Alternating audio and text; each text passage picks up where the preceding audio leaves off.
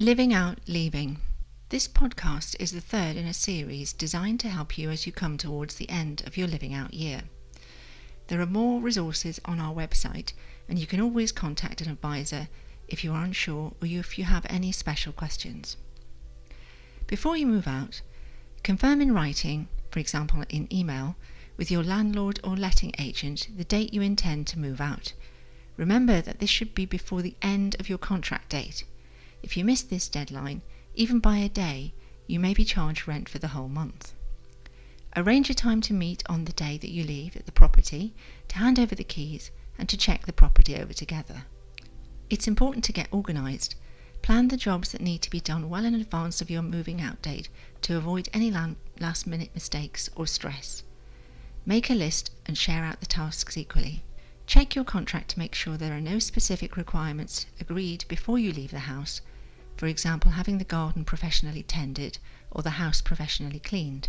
If you are required to do this, do remember to keep the receipt as a proof. Overall, you will have much better chance of getting all your deposit back if your house is left in the condition it was when you moved in, to avoid the landlord or agent making unnecessary deductions for cleaning or rubbish disposal.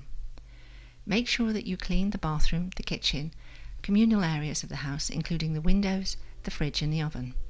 It might be helpful to get on top of these jobs early as possible by having a deep clean, then you can just top things up before you leave. Some students prefer to share the cost and employ a professional cleaner. If you do this, remember to keep the receipt to show that you have done this.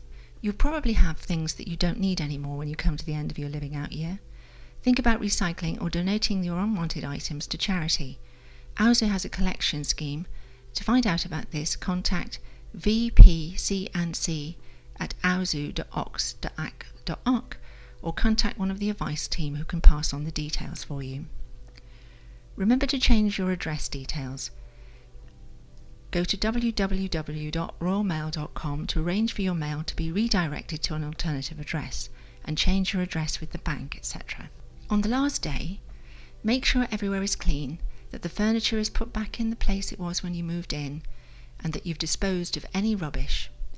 Take time-stamped photographs of the condition of the property before leaving. This may help you if there's any disputes later.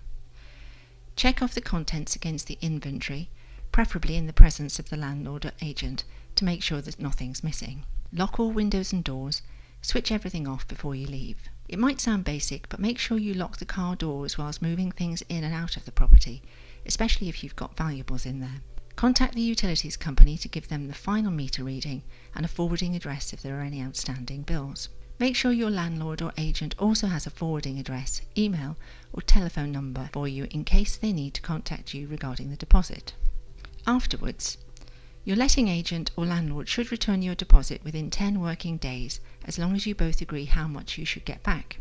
Your deposit should have been protected with a government-authorised deposit protection scheme when you moved in, so check you have a certificate confirming which deposit protection scheme was used. If your landlord or agent make deductions from your deposit that you don't agree with, you can dispute this decision. Your deposit protection scheme will have an alternative dispute resolution, an ADR procedure. You should be able to find out more information about this and the steps you need to take on your scheme's website.